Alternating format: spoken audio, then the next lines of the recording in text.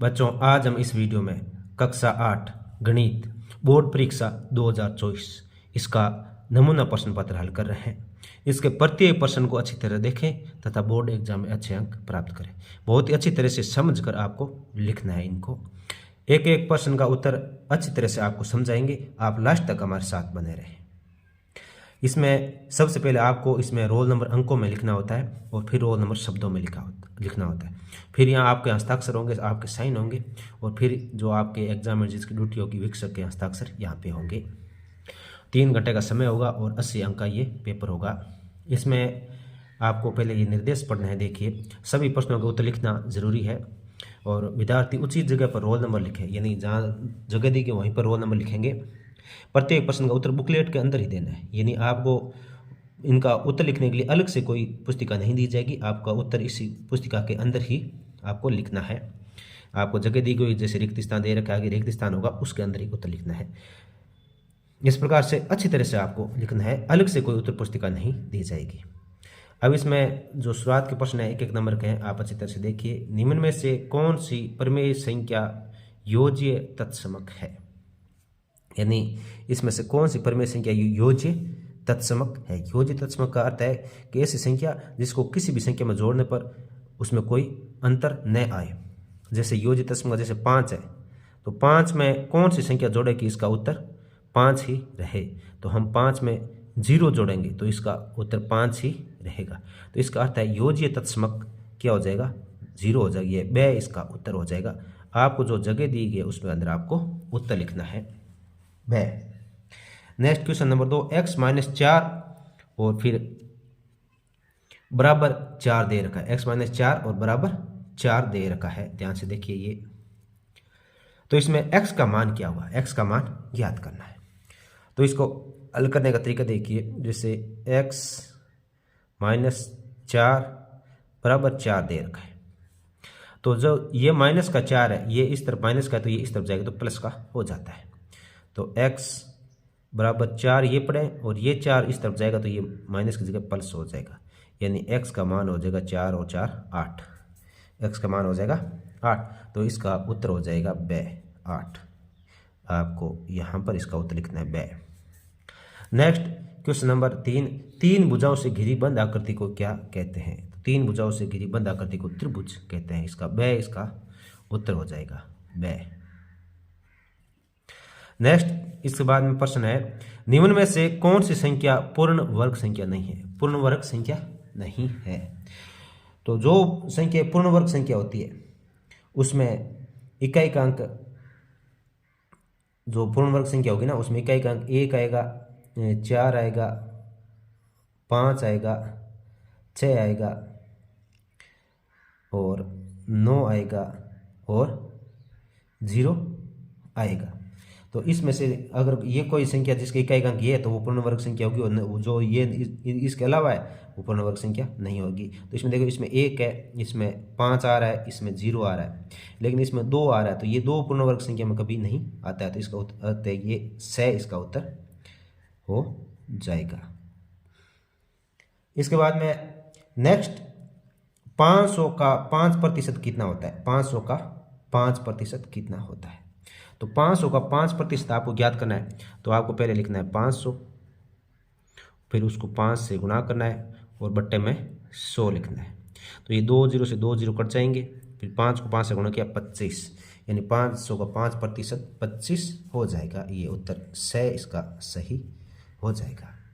Next है 2 की घात 3 का मान क्या हुआ। 2 की घात 3, तो 2 की घात 3 का अर्थ होता है 2 गुणा 2 गुणा 2, यानी 3 बार 2 को 2 से गुणा करना है। तो 2 को 2 से गुणा किया 4 और फिर 4 को 2 से गुणा किया 8, यानी 2 की घात का अर्थ है ये 8 इसका उत्तर होगा। ये ए इसका उत्तर हो जाएगा।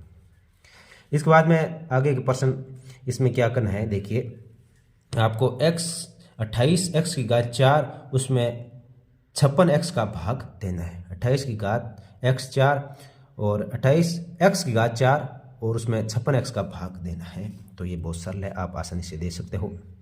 आपको क्या करना है, 28x की घात 4 लिखना है और उसमें 56x का भाग देना है। तो 28 की घात 4x का मतलब होता है x गुणा x गुणा x गुणा x, मतलब x का 4 बार गुणा है।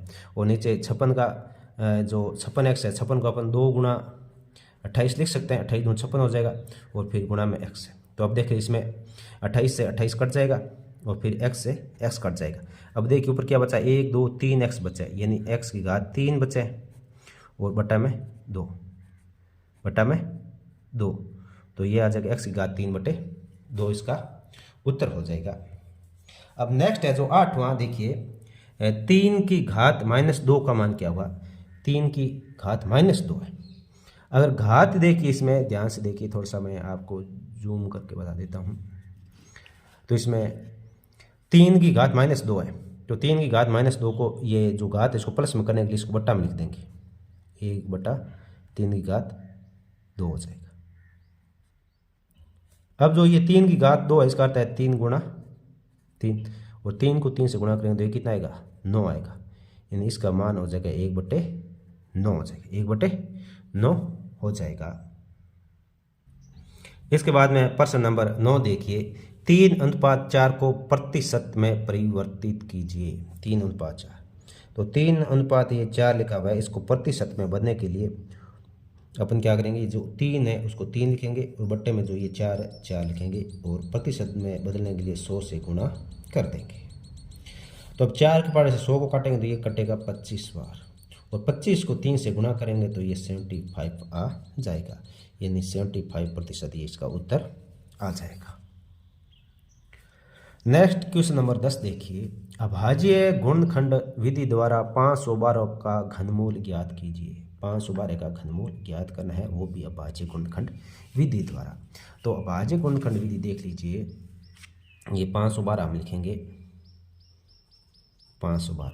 अभाज्य गुणनखंड विधि में क्या करना है, इसमें 2, सबसे पहले देखिए इसमें हम 2 का भाग लगाते हैं, तो ये सम संख्या 2 का भाग जाएगा, तो 512 में 2 का भाग जाएगा 256 बार, फिर सम संख्या 2 का भाग जाएगा तो ये 128 आ जाएगा, फिर सम संख्या है इसका मतलब 2 का भाग जाएगा, ये 64 आ जाएगा, फिर सम है तो 2 का भाग देंगे 32, फिर 32 में 2 का भाग देंगे 16, और फिर 16 में 2 का भाग देंगे तो 8, फिर 8 में 2 का भाग देंगे तो 4, 4 में 2 का भाग देंगे तो 2, 2 में 2 का भाग देंगे तो 1, 2 में 2 का भाग देंगे तो 1।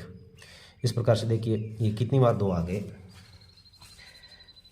1 2 3 4 5 6 7 8 9 बार आ गए, कितनी बार, 9 बार। तो इसका क्या है, घनमूल निकालना है। तो घनमूल निकालने के लिए हमें पता है कि ये ऐसे करके और यहाँ 3 लगाते हैं, यहाँ 3 लगाते हैं, छोटा सा 3 होता है, ये घनमूल का मतलब, ये वर्गमूल होता है तो ये 3 नहीं लगता है, घनमूल में लगता है। तो ये 9 बार 2 है, तो ये अपने यहाँ लिखेंगे 1 2 3 4 5 6 7 8 और 9, 9 बार हो गए, 9 बार लिख दिया। अब घनमूल में क्या करें, 3 3 का जोड़ा बाहर निकालते हैं, जैसे ये 3 है, ये 3 हो गए, तो इसका 1 2 बाहर आ जाएगा, फिर आगे वाले ये 3 है, इसका 1 2 बाहर आ जाएगा, फिर आगे वाले जो ये 3 इसका 1 2 बाहर आ जाएगा। अब इनको गुणा कर लेंगे, 2 गुणा 2 गुणा 2, ये कितना हो जाएंगे 8, यानी 512 का घनमूल होगा वो 8 हो जाएगा। अब नेक्स्ट प्रश्न देखिए, 512 का घनमूल 8 हो जाएगा, ये देख लीजिए। नेक्स्ट जो प्रश्न इसमें देखिए, एक पासे का उछालने पर अंक 6 आने की प्रायिकता क्या होगी। अंक 6 आने की प्रायिकता क्या होगी, तो देख लीजिए अंक 6 आने की प्रायिकता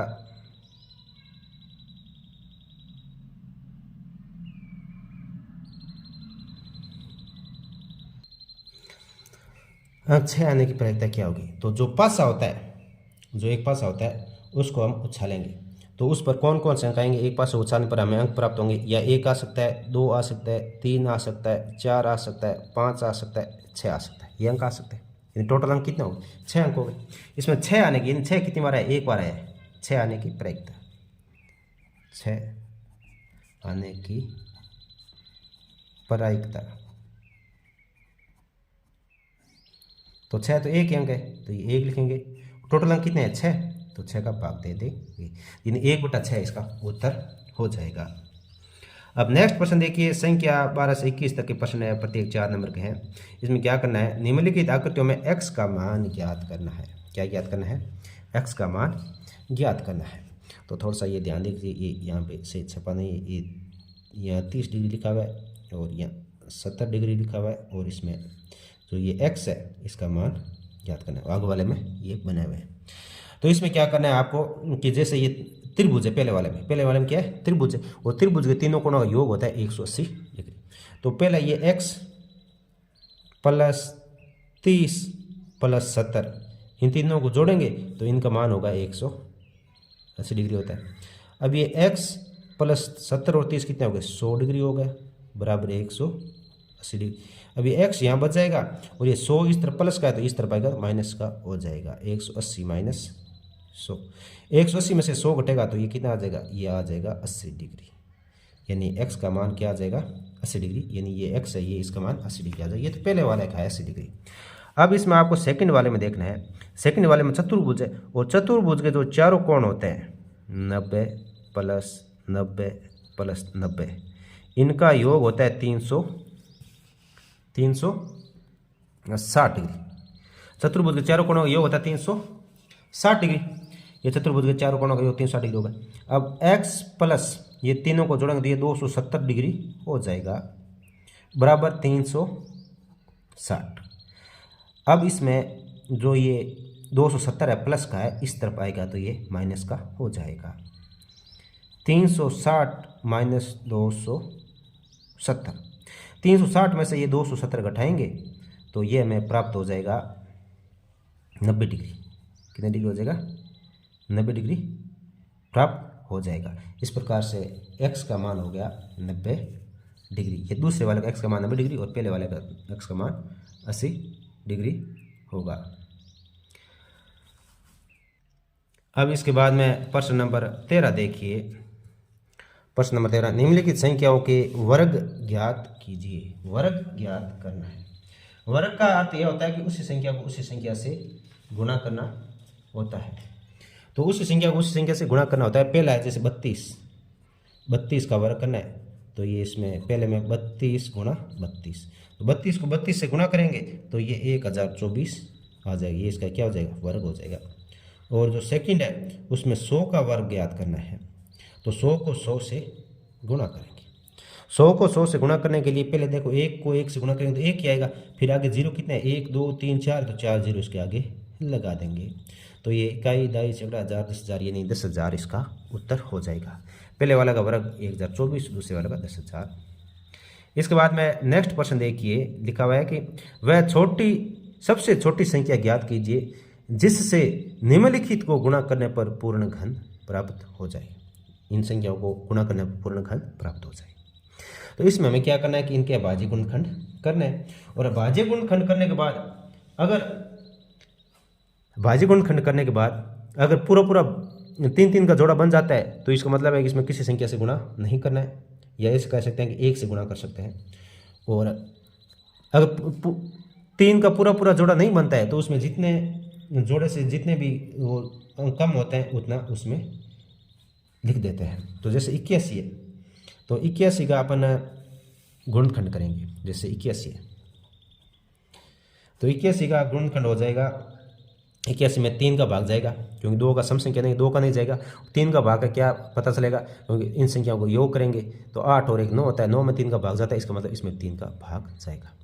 तो 81 में 3 का भाग जाएगा 27 बार, और फिर 27 में 3 का भाग जाएगा 9 बार, और 9 में फिर 3 का भाग जाएगा 3 बार, और फिर 3 में 3 का भाग जाएगा 1 बार जाएगा। तो अब इसमें देख लिए, इसमें इन संख्याओं को अपन लिखेंगे 3 गुणा 81 का जो अभाज्य गुणनखंड होगा 3 गुणा 3।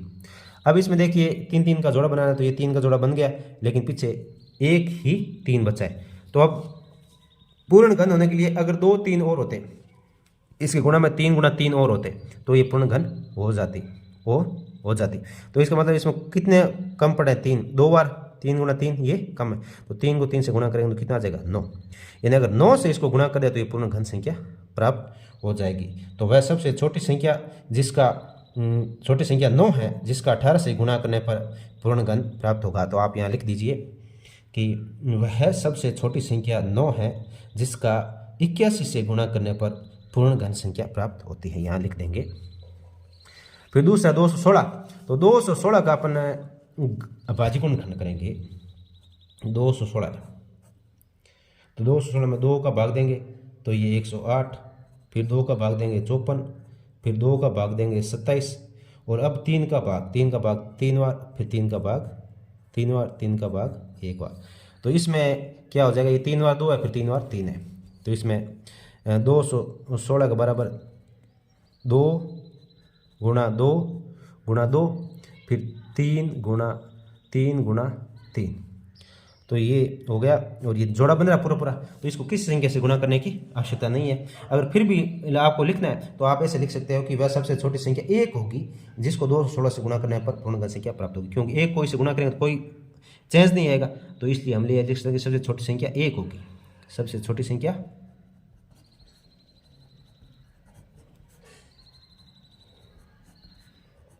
1 होगी जिसको इससे गुणा करने में, आगे ऐसे लिख देना जिससे इसको 216 का गुणा करने पर ये पूर्णगण संख्या प्राप्त हो जाएगी।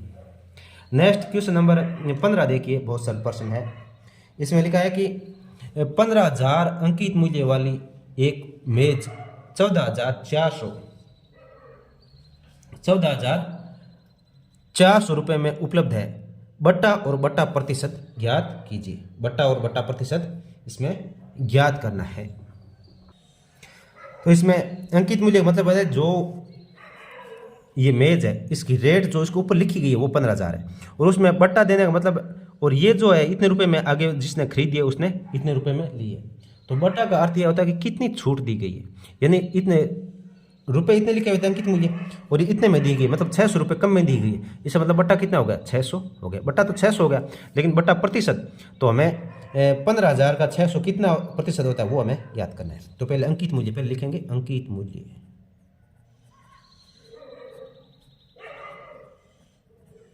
अंकित मूल्य, अंकित मूल्य हो जाएगा 15,000 रुपये। और फिर इसके बाद में खरीदी कितने में, खरीदी या इसको विक्रय मूल्य भी बोल सकते हैं, तो ये हो जाएगा 14,400 रुपये। तो बट्टा क्या हो जाएगा, जो उससे अंकित मूल्य है उसमें से जितने में ये बेची गई है, जितना विक्रय मूल्य है वो इस पे हम घटा देंगे, तो ये 600 रुपये आ जाएगा। यानी बट्टा 600 रुपये का मिला है, 600 रुपये का बट्टा मिला है, 600 रुपये।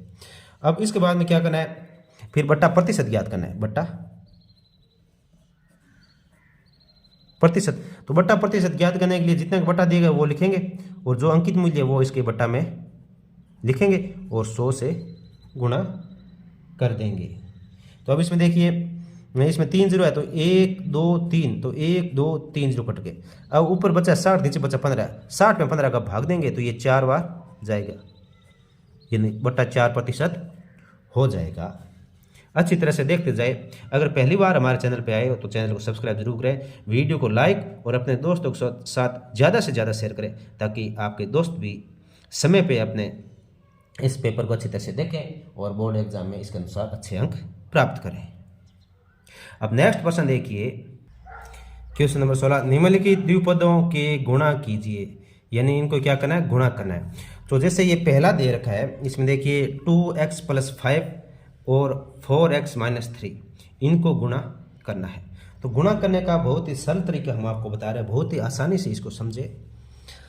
देखिए 2x + 5 इसको गुणा करना है, इसके बीच में गुणा का साइन लगा सकते हो, नहीं तो आप ऐसे लिख रहे हो तो ये गुणा ही माना जाता है। जैसे ब्रैकेट और उसके साथ मेरे ब्रैकेट लगा, इसका अर्थ ये कि ये दोनों गुणा में है। तो इसमें गुणा करने के लिए पहले जो ये 2x है इसको 4x से गुणा करेंगे, फिर 2x को -x से गुणा करेंगे। तो 2x को, जो ये 2x है इसको 4x से गुणा करेंगे। तो पहले 2 को 4 से गुणा किया 8, और फिर x से गुणा होकर ये जगह 8x² हो जाएगा। फिर इसके बाद में 2x है इसको -x से गुणा करेंगे, तो ये माइनस और ये प्लस का, तो पहले माइनस हो जाएगा, माइनस प्लस गुणा होकर माइनस होता है। फिर 2x तो इसमें 2 है, इधर कोई अंक नहीं है, मान लो 1 होता है यहाँ पे, तो 1 और 2 को 1 से गुणा करें तो 2 ही आएगा, और x को x से गुणा करें तो ये x स्क्वायर आ जाएगा, x स्क्वायर आ जाएगा। इसके बाद में आपको क्या करना है, ये 5 है, 5 को इससे गुणा करना है, 5 को इससे गुणा करना है, तो 5 को 4 से गुणा करें तो ये 20 और x का x आ जाएगा, यानी 20x आ जाएगा। अरे यहाँ पे ये थोड़ा सा ध्यान दें, ये 3 है, यहाँ पे क्या है, 3 है, यहाँ पे 3 लिखा हुआ है, ये थोड़ा सा ध्यान रखें। तो इसमें 2x को इसे करें तो ये 6x आएगा, 6 स्क्वायर नहीं आएगा, 6x आएगा। देखो 2 को 3 से गुणा किया, देखो यहाँ प्लस का है, ये माइनस का है, तो यहाँ पहले माइनस लग जाएगा, फिर 2 को 3 से गुणा किया 6, और x यहाँ पे केवल एक x है तो एक x ही लिखेंगे, ऊपर स्क्वायर नहीं लगेगा। 8x स्क्वायर माइनस 6x, और 5 को 4 से गुणा किया तो ये 20 और x लग गया। फिर 5 को ये देखो माइनस का है और ये प्लस का है, तो ये माइनस प्लस गुणा होकर माइनस होगा, और 5 को 3 से गुणा करें तो ये माइनस के 15 हो जाएंगे। अब क्या करना है, ये 8x स्क्वायर, कोई x स्क्वायर नहीं है तो 8x स्क्वायर का 8x स्क्वायर ही लिखेंगे, और फिर देखो यहाँ 20x है प्लस के, और ये माइनस के 6x है, तो 20 में से 6x घट 20x में से 6x घट जाएंगे, तो ये प्लस के 14x बच जाएंगे। और फिर इसके आगे ये जो माइनस का 15 है, और कोई अंक नहीं, केवल 15, तो केवल एक ही है, तो 15 लिख देंगे यहाँ पे, तो ये 8x square plus 14x minus 15 इसका उत्तर हो जाएगा।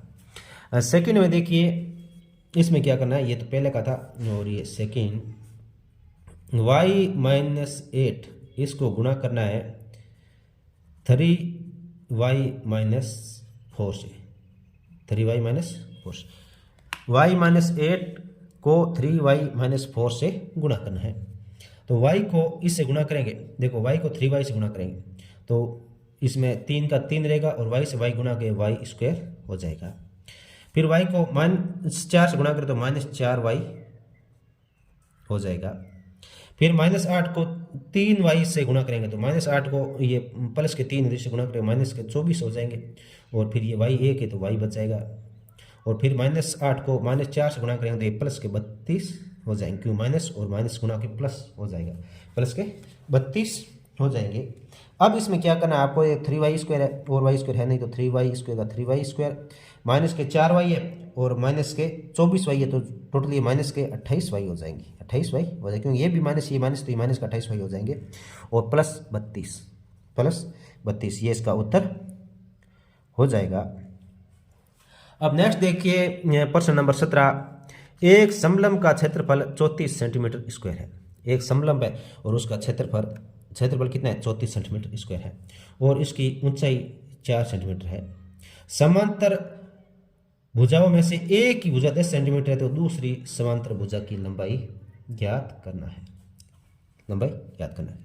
तो समलंब चतुर्भुज क्या होता है, देखिए ऐसा चतुर्भुज समलंब चतुर्भुज होता है, और ये ऊंचाई का मतलब है इनके बीच की जो दूरी है वो दे रखी है 4 सेंटीमीटर, और इसमें से कोई भी एक भुजा वो कितनी दे रखी है, 4 सेंटीमीटर। मान लो ये 4 सेंटीमीटर है, तो हमें ये भुजा ज्ञात करनी है। तो अब जो समलंब का क्षेत्रफल होता है उसका सूत्र लिखेंगे, समलंब का क्षेत्रफल, समलंब का क्षेत्रफल का सूत्र होता है, ये याद कर ले आप अच्छी तरह से, 1/2, फिर इसके गुणा में भुजाओं का योग, यानी एक भुजा ए और बी मान लेते हैं, तो दोनों भुजाएं होती है उनका योग, यानी दोनों भुजाओं का जो लंबाई है उनका जोड़ेंगे, और फिर उसको जो इसके बीच की ऊंचाई है h उससे गुणा करेंगे। तो इसमें 1/2, एक भुजा मान लेते हैं ये 4 है, लेकिन दूसरी भुजा में पता नहीं है, ये बी मान लेंगे, और ऊंचाई इसकी कितनी दे रखी है, 4 सेंटीमीटर दे रखी है, 4, और बराबर ये क्षेत्रफल इसका दे रखा था इसने 32 सेंटीमीटर स्क्वायर, 32 सेंटीमीटर स्क्वायर, तो ये बराबर 32 चलता रहेगा। अब इसमें देखिए ये 2 है, 2 से ये 4 कट जाएगा, तो ये कितनी बार कटेगा, 2 बार कट गया, और अब ये 2 है, 2 इसके भाग में चला जाएगा, ये 4 भी, और अब जो ये 2 बचा इसके भाग में जाएगा, तो 32 में 2 का भाग दे देंगे तो ये कितना बचेगा, 16 बचेगा। 32 में 2 का भाग देंगे तो ये कितना बचेगा, 16 बच जाएगा। अब इसमें क्या करना है, 34 है, 32 नहीं है, 34 है, थोड़ा ध्यान दे, चूक कहाँ हो रही है, तो ये 17 आ जाएगा, कितना आ जाएगा, 17 आ जाएगा 1/2, एक भुजा की लंबाई 10। यहाँ थोड़ा सा ध्यान दें, भुजा की लंबाई 10 दे रखी है। ये 4 जो हमने यहाँ लिखा था, ये तो क्या है, ये तो इसका ऊंचाई थी। तो ये ऊंचाई यहाँ की एक भुजा की लंबाई 10, एक भुजा की लंबाई 10 दे रखी है। एक भुजा की 10 सेंटीमीटर दे रखी है, दूसरी की ज्ञात करनी है। तो सूत्र देख लीजिए, 1/2 दोनों भुजाओं का जो लंबाई होती है उनका योग गुणा h यानी ऊंचाई बराबर 34। और फिर 2 के पारे से 4 काटेंगे, 2 बार कटेगा और इस ये 2 है यो इसके भाग में चला जाएगा। 34 में 2 का भाग दिया 17 आ गया। और यहाँ पे कितना है, ये 10 b जो ये ब्रैकेट वाला ये यहाँ पे बचा। अब ये 10 प्लस का है तो इस तरफ जाएगा तो माइनस का हो जाएगा। b बराबर 17 माइनस 10, तो ये 17 में से 10 कटाएंगे तो 7 आ जाएंगे। यानी जो दूसरी भुजा है b वो कितनी आ जाएगी, 7 सेंटीमीटर आ जाएगी। दूसरी भुजा 7 सेंटीमीटर आ जाएगी। अब नेक्स्ट क्वेश्चन है, इसमें आपको क्या करना है, सरल करना है। सरल करना मतलब इनकी घातें हटा के वो जो फाइनल उत्तर आया है वो हमें यहाँ पे लिखना है। तो बहुत सरल तरीके से आप इसको आसानी से कर सकते हो। थोड़ा सा आपको दिमाग लगाना है, वो इसमें ज़्यादा कुछ खास नहीं है। पहले तो हम क्या करेंगे, जो ये घातें माइनस में इनको प्लस में कर लेते हैं, माइनस में इनको प्लस में कर लेते हैं। तो इसमें देखिए यहाँ से शुरू करते हैं क्योंकि जगह कम है इसमें। तो ये 3 की घात 5 जो ऊपर की तरफ है ये माइनस का, तो ये इस नीचे की तरफ आएगा। मान लो ये लाइन है, ये नीचे वाला लाइन, इससे नीचे की तरफ आए तो प्लस का हो जाएगा, तो ये 3 की घात 5 हो जाएगा। और फिर ये 10 की घात -5 है, ये ऊपर है तो ये नीचे की तरफ आए तो 10 की घात 5 ये प्लस का हो जाएगा। और फिर ऊपर की क्या 125 ऊपर है तो ये 125 प्लस का है तो ये ऊपर ही रहेगा। और ये नीचे के 5 की घात 7 है, ये माइनस का तो ऊपर जाएगा तो प्लस का हो जाएगा, 5 की घात 7 हो जाएगा। और ये माइनस का तो ये भी प्लस का हो जाएगा, 6 की घात 5 हो जाएगा। इतना हो गया। अब हमें कुछ नहीं करना, नॉर्मल थोड़ी सी बातें ध्यान रखनी है, आसानी से ये हो जाएगा। तो ये 5 की घात 7 ऊपर वाला, तो ये 5 का 7 का 5 का 7 रहेगा, गुणा 6 को अपन क्या लिख सकते हैं, 6 को 2 गुणा 3 लिखेंगे और ऊपर घात 5। और 125 को हम क्या लिख सकते हैं, 5 की घात 3 लिख सकते हैं, क्योंकि 125 होता है ना, 125 जो 125 होता है उसको हम 5 गुणा 5 गुणा 5 3 और 5 के रूप में लिख सकते हैं, मतलब 5 की घात 3 लिख दिया। और बट्टा में 3 की घात 5। और 10 को क्या लिख सकते हैं, 2 की घात 5 और ऊपर घात 5। 10 को है ना, इसको 2 की घात 5 लिखा, ऊपर घात 5 की 5 हमने रख दी। अब देखिए ये 5 की घात 7 है ऊपर, पहले ये, फिर ये 5 अलग अलग घातों के रूप में हो जाएगा, 2 की घात 5, 3 की घात 5 और 5 की घात 3। और बट्टा में 3 की घात 5 और 2 की घात 5 और 5 की घात 5, 5 घात 5। तो पहले हम देख ले, इसमें इसको काट देते हैं, यहाँ से देखो 2 की घात 5 और 2 की घात 5, ये तो यहाँ कट गया। 3 की घात 5 और 3 की घात 5 ये यहाँ से कट जाएगा, इसको यहीं काट देते हैं। अब ऊपर देखो, ऊपर बचा है 5 की घात 7 और ये 5 की घात 3, 5 की घात 7 और 5 की घात 3, और नीचे बचा है 5 की घात 5। तो ये 5 की घात 7 और ये 3, 5 की घात ऊपर तो हो जाएगा 10 और नीचे 5 की घात 5। अब ये 5 ऊपर की तरफ जाएगा तो ये 5 की घात ऊपर घात 10 थी और ये नीचे वाला जैसे ऊपर आएगा तो ये -5 हो जाएगी इसमें से। 10 में से 5 क्या है तो ये 5 की घात 5। 5 की घात 5 का मतलब होता है 5 को 5 बार गुणा करना है, 1 2 3 4 और 5। 5 को 5 से गुणा किया 25, 25 को 5 से किया 125, 125 को 5 से गुणा करेंगे तो ये 625, और 625 को 5 से गुणा करेंगे तो ये 3125 आ जाएगा, यानी 3125 आ जाएगा, 3125 इसका उत्तर आ जाएगा। तो इसको अच्छी तरह से करें, ध्यानपूर्वक देख लीजिए पूरा।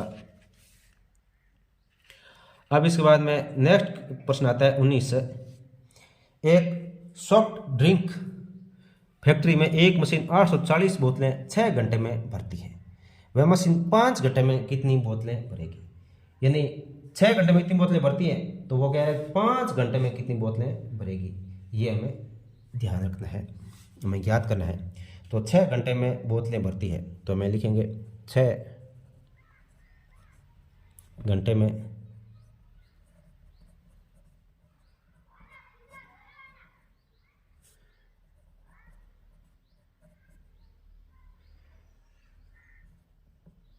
बोतलें भरती हैं 840 1 घंटे में बोतलें भरेगी।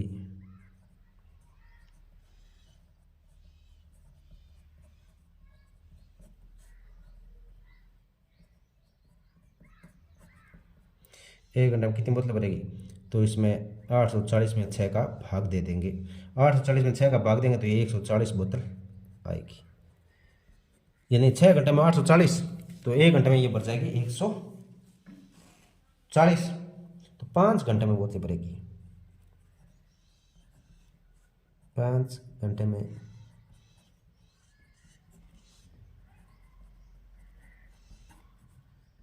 बोतलें भरेगी।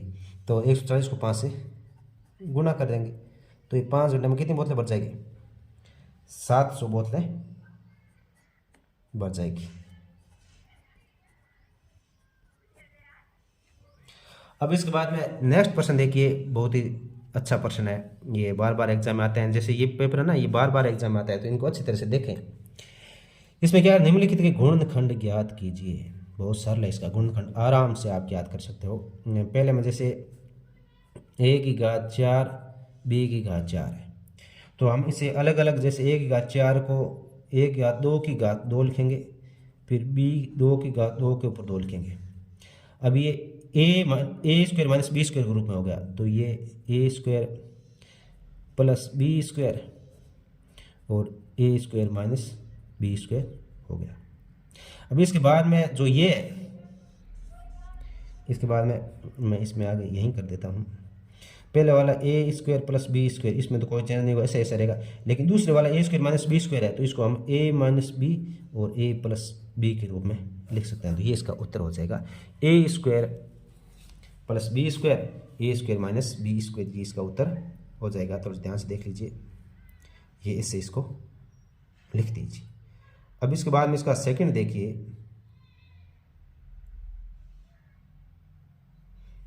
जो सेकंड है इसमें क्या करना है, ये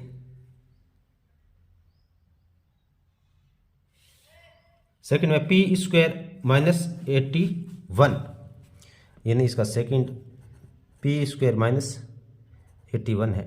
पी की घात 4 माइनस 81 है, पी की घात 4 माइनस 81 है। तो ये सेम इसी प्रकार से, ये पी की घात 4 तो ये, और 81 को हम क्या लिख सकते हैं, इसको 3 की घात 4 लिख सकते हैं, 3 की घात 4 लिख सकते हैं।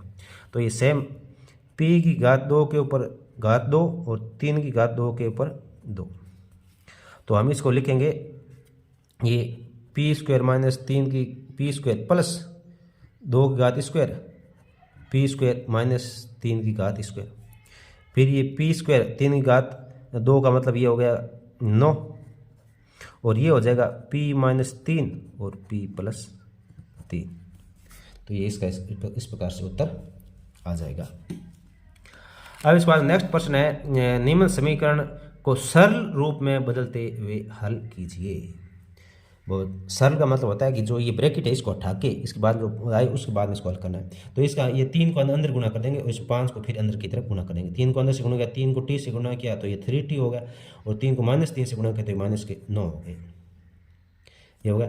अब 5 को अंदर गुना किया तो 5 को 2 से गुना किया 10t, तो 5 को 1 से गुना किया ये 5 हो जाएगा। अब t वाले जो है वो एक तरफ लेते हैं, ये 3t इस तरफ पड़ा, ये प्लस के 10t है तो इस तरफ आएगा माइनस के 10t, और इस तरफ ये प्लस के 5 है और ये माइनस के 9 है तो इस तरफ आएगा तो ये प्लस के 9 हो जाएगा। अब 3t तो ये माइनस के 7t हो जाएगा, क्योंकि माइनस के 10 थे उसमें से माइनस के 3t घट गए तो ये 7t बच गए, और इस तरफ ये हो जाएगा 14, इस तरफ ये हो जाएगा 14। अब ये जो t का t यहीं रहेगा और 14 में ये -7 का इसमें भाग लग जाएगा, 14 में -7 का भाग लगेगा, और जैसे 14 -7 का भाग लगेगा तो ये 2 बार जाएगा और -2 उत्तर आ जाएगा, यानी t का घात -2 आ जाएगा। ये इसका हल हो जाएगा। अच्छी तरह से इनको हल करते जाए, वो हम लगातार इन प्रश्नों को हल कर रहे हैं। वीडियो अच्छा लगा है तो लाइक ज़रूर करें और कमेंट ज़रूर करें। अब इसके बाद में प्रश्न नंबर 22 है, इसमें लिखा है कि उपयुक्त पैमाने को प्रयोग करते हुए निम्न तालिका में दी गई राशियों के लिए आलेख बनाइए। सेवों की संख्या, पहले दे रखा भाई 1 save, 2 save, 3 save, 4 save, 5 save. फिर कहला मूल्य, यानी 1 सेव का मूल्य 5 रुपये, 2 सेव का 10 रुपये, 3 का 15, 4 का 20 और 5 का 25। इनका क्या बनाना है, आलेख बनाना है। तो ये बहुत सरल है, इसका अलग आप बना सकते हो। हमने ग्राफ बना के बताया। आप अगर ग्राफ मिले तो आपको ग्राफ में बनाना है, अगर ग्राफ नहीं मिले तो फिर आपको क्या करना, कॉपी के अंदर ही आप इसको बना सकते हो। तो ये देखिए अच्छी तरह से, थोड़ा सा छोटा करके बता देता हूँ मैं। ग्राफ बनाने के लिए आपको क्या करना पड़ेगा, जो ग्राफ में ये बड़ी लाइन है इनको देखिए, कोई भी एक बड़ी लाइन ले लीजिए और उस पर एक ऐसे खड़ी लाइन जिसको ऊपर की तरफ y नाम लिख दीजिए, और फिर एक ऐसी लाइन जिसको x नाम लिख दीजिए और इसको 0 दीजिए। अब यहाँ क्या करना है कि इस तरफ है ना, यहाँ 5, 10, 15, 20, 25, 30, 35 इस प्रकार से लिखना है बड़े वाली लाइन पे, जो ये बड़ी वाली लाइन है इन पे, और इस तरफ 1, 2, 3, 4, 5 लिखना है। अब पहले एक सेव का मूल्य 5 रुपये, तो ये जो बड़े वाला डब्बा ये 5 तक जाके और ये हो जाएगा, इस पर रंगीन कर दीजिए। फिर 2 सेवों का मूल्य 10 रुपये, तो ये 10 तक जाके इसे रंगीन कर दीजिए। फिर 3 सेवों का मूल्य 15 रुपये, तो ये 15 तक आके इससे रंगीन कर दीजिए। फिर 4 सेवों का मूल्य 20 रुपये, तो ये 20 जो इस तरफ देखिए 20 लिखा हुआ उसकी सीध में जो लाइन है वहाँ तक जाके, और फिर 5 सेवों का 25 है, तो ये 25 जहाँ लिखा है वहाँ पे करके रंगीन कर दीजिए। इस तरफ तो लिखना है सेवों की संख्या और इस तरफ है सेवों का मूल्य, क्योंकि मूल्य 5 रुपये 10 रुपये ये ऐसे। और फिर ये जो आपका पैमाना है वो यहाँ लिख देना है वाई एक्स इस ऊपर की तरफ है, तो एक बड़ा डब्बा यानी ये यहाँ से एक बड़ा डब्बा कितना है, एक बड़ा डब्बा 5 रुपये को दर्शा रहा है। जैसे 2 आए तो 10 रुपये को, 3 आएगा तो 15 रुपये हो जाए, यानी एक डब्बा 5 रुपये को दर्शा रहा है। इस प्रकार इधर भी एक डब्बा क्या है, एक डब्बा 1 सेव को दर्शा रहा है, 2 डब्बे 2 सेव को, 3 डब्बे 3 सेव हो गए, 4 डब्बे 4 सेव, 5 डब्बे 5 सेव हो जाएंगे। इस प्रकार से ये सेवों की संख्या दर्शा रहा है। आप ग्राफ अच्छी तरह से बनाए। और इस बार में जो नेक्स्ट प्रश्न है वो देखिए,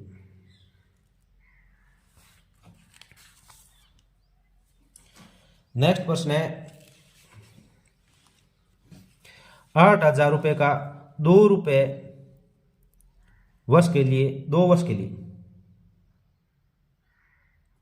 देखो रुपये कितने हैं, 8,000 रुपये 2 वर्ष के लिए 5% वार्षिक ब्याज की दर से यदि ब्याज वार्षिक सुयोजित होता है,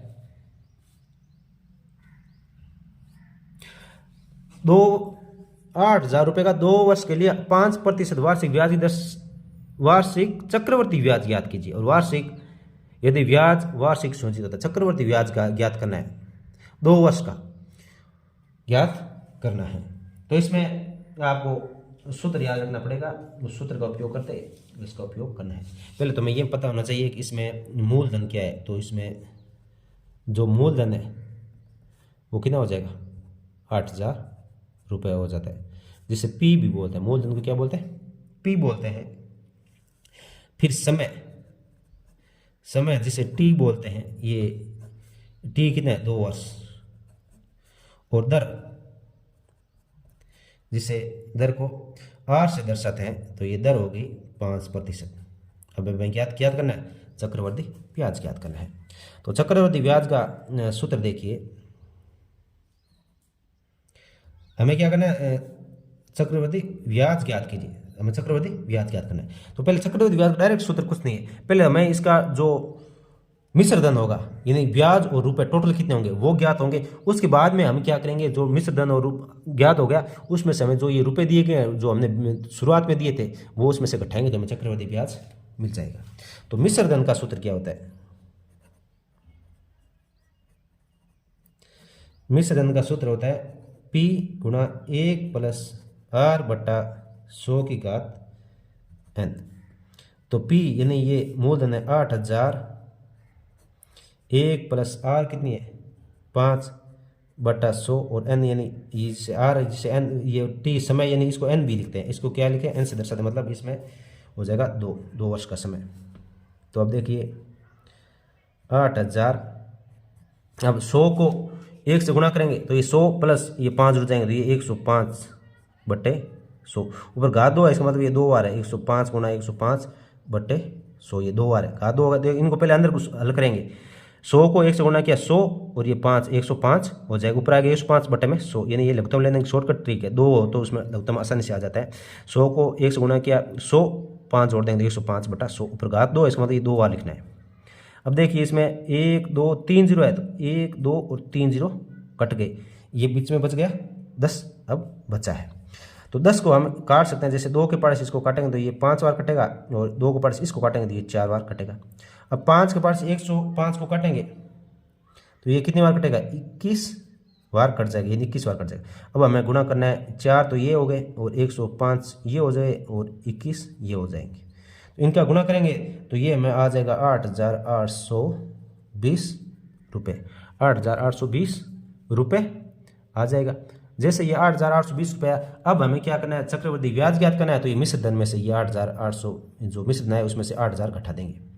तो चक्रवृद्धि ब्याज तो 8,820 इसमें से 8,000 घटा देंगे तो ये 820 रुपये चक्रवृद्धि ब्याज हो जाएगा। 820 क्या हो जाएगा, चक्रवृद्धि ब्याज हो जाएगा। अच्छी तरह से देखें।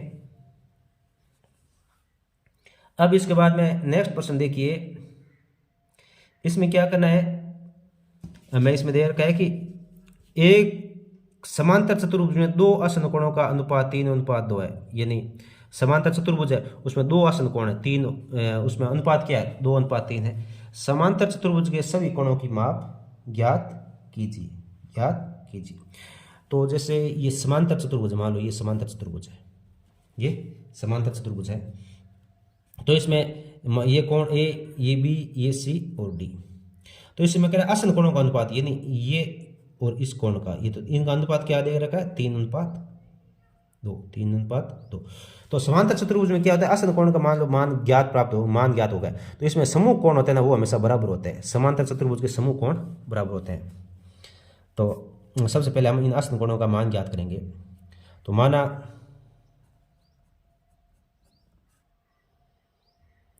पहला कोण 3x, तो दूसरा कोण, पहला कोण 3x और दूसरा कोण ये 2 है तो 2x हो जाएगा। अब इन दोनों का योग कितना होता है, 180 डिग्री होता है। आसन कोणों का योग 180 डिग्री होता है।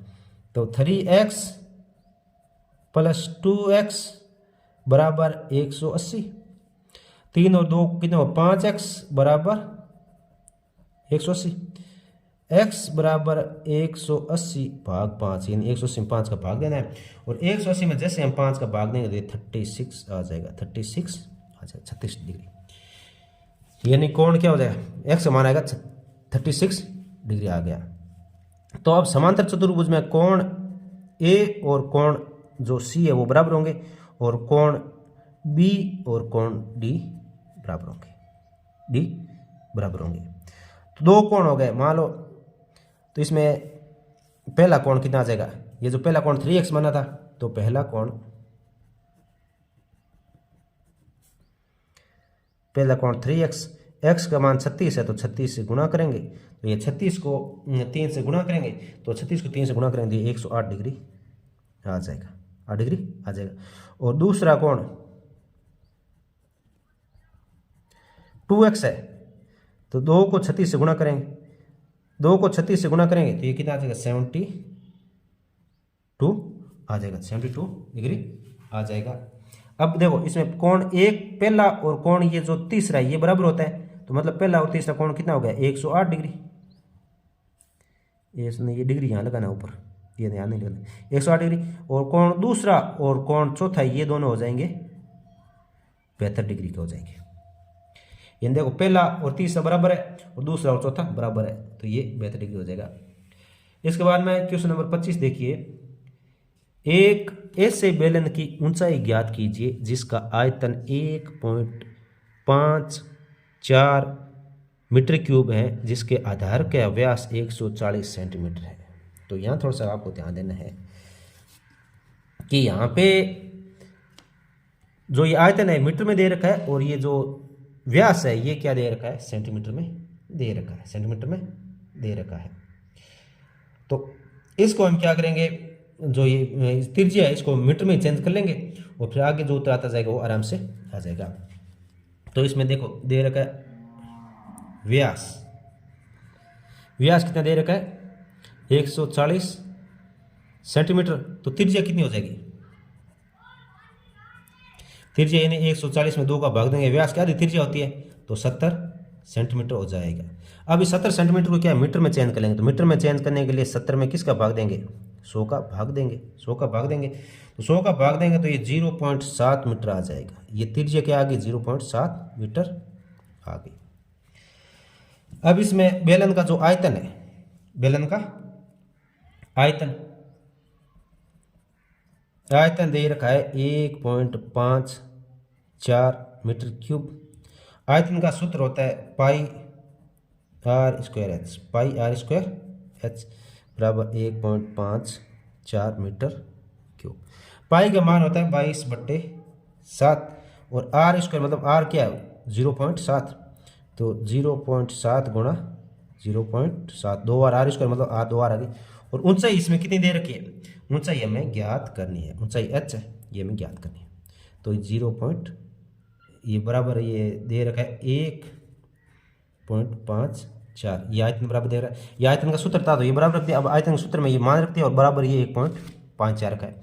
अब एच इस तरफ बचेगा, बाकी सारी ये चीज़ें जो संख्या है इस तरफ आ जाएगी, एच इस तरफ बचेगा और इधर ये 1.54 पहले से मौजूद है और जो ये बट्टा में ये इसके गुणा में आ जाएगी, 7 इसके गुणा में आ जाएगी और बाकी जो ऊपर की जो ये संख्या ये इसके भाग में जाएगी, 22 गुणा 0.7 गुणा 0.7। अब जैसे ये पॉइंट हटेगा तो ऊपर लग जाएगा 10, ये पॉइंट हटेगा तो फिर लग जाएगा 10।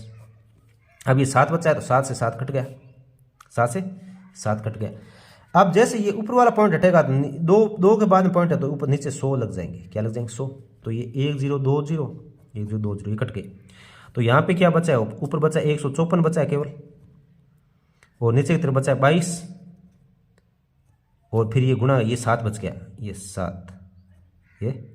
7 बच गया, 22 गुणा 7 तो ऊपर 154 है और नीचे 22 को 7 से गुणा करेंगे तो ये 154 आएगा।